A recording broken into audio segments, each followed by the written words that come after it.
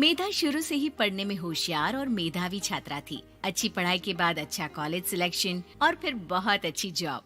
तूने तो मेरा नाम रोशन कर दिया मेधा। अरे लेकिन ये जो काम करने का तरीका है ना, इसे बदल ले।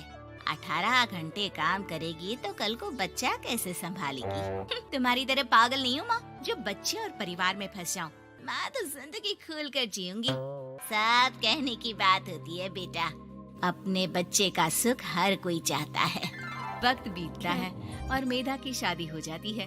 शादी के कुछ सालों में ही मेधा एक सुंदर से बेटे की माँ बन जाती है। अरे यार, मेरी मैटरनिटी लीव खत्म हो रही है, क्या करे? माँ भी नहीं आ सकती, कैसे मैनेज करूँ?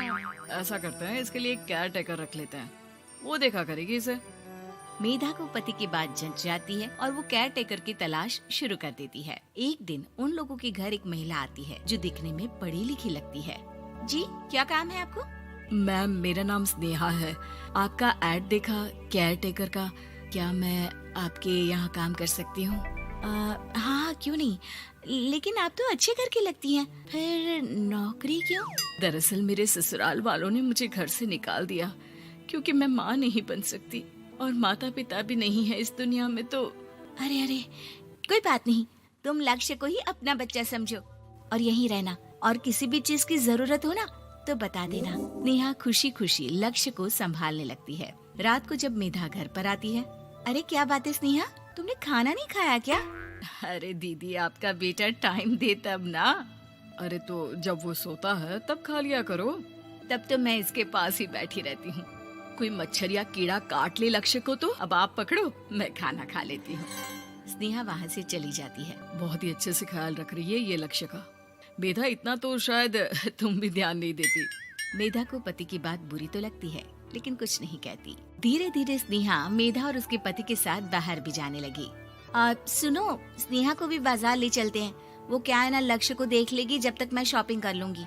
हाँ चलो, वैसे मैं चाह रहा था कि लक्ष्य को लेकर हम दोनों ही चलते। क्या यार, तुम तो फ्री में इमोशनल हो जाते हो, कितना देख लेंगे हम दोनों मिलकर, ले चलो उसे। कार से निकलकर मेधा और लक्ष्य रोड क्रॉस कर रहे थे कि सामने से कार आ जाती है। मेधा का ध्यान नहीं होता, लेकिन स्नेहा तुरंत लक्ष्य को मेधा से छीन लेती है। मेधा गिर जाती है और कार मेधा को छूकर निकलती है, जिससे मेधा को खून आ जाता है। पति मेधा को हाथ देकर उठाता है। स्नेहा लक्ष्य को लेकर गले लगाई रहती है। थैंक्स स्नेहा, मैंने तो ध्यान ही नहीं दिया था कि कार आ रही है। स्नेहा का गुस्सा मालकिन पर टूट पड़ता है। अरे कैसी माँ है आप, अगर आज कुछ लक्ष्य को हो जाता तो मैं आपको कभी माफ नहीं करती। छोटा सा बच्चा है, उसे चोट लगती है तो पता है कितनी तकलीफ होती है। पति भी स्नेहा को देखने लगता है कि उसे क्या हो गया।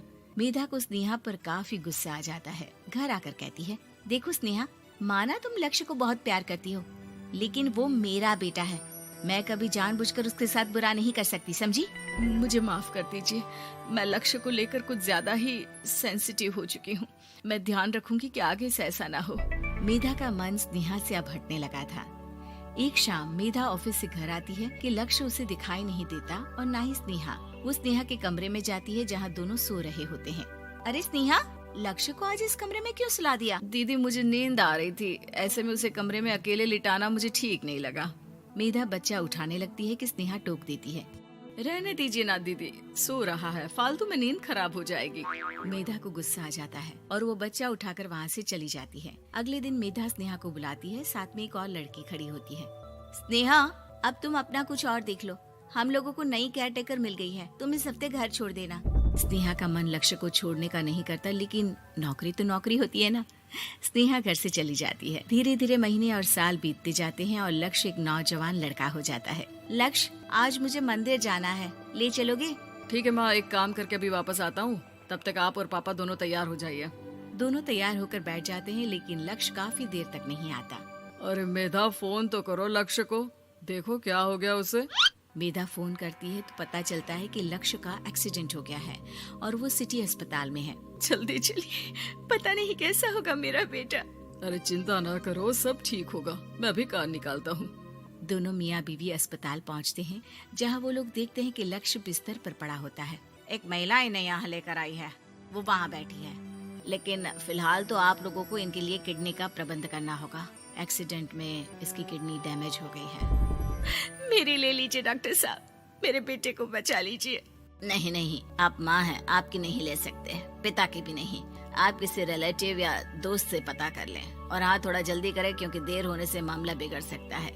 मेधा बैठकर रोने लगती है कि वहाँ डॉक्टर आ जाते हैं। जिस औरत ने आपके बेटे को यहाँ भर्ती कराया था वो अपनी किडनी आपके बेटे को देना चाहती है। हाँ? कौन है वो? कहाँ है वो? तभी वहाँ स्नेहा आ जाती है। स्नेहा तुम?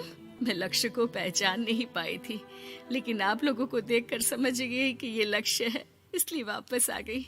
मैं अपनी किडनी आपके बेटे को देना चाहती हूँ। मेरी अपनी तो कोई औलाद नहीं, लेकिन लक्ष्य में मैंने हमेशा अपना बच्चा देखा। तुम धन्य हो स्नेहा, जो इतने साल में भी लक्ष्य को भूल नहीं पाई। सही मामले में तो वो तुम्हारा ही बच्चा होगा, क्योंकि जन्म भले ही मैंने दिया हो, लेकिन आज तुम उसकी जिंदगी बचा रही हो।